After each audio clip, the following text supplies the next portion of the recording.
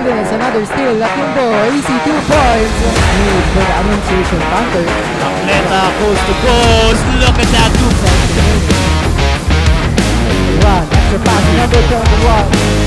Play decides to drive it instead. Another drop pass was made. Wow.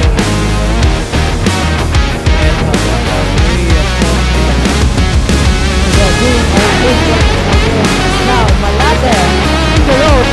With 15 seconds remaining. What a layup was made. We have the lead. Pero kailangan tayo nila pagiging ng kanilang defensa. Double team and that big pass coming from the Athletes. So that 3-pointer is good. Getting that 3-pointer done. Now Wong pass to Bautista.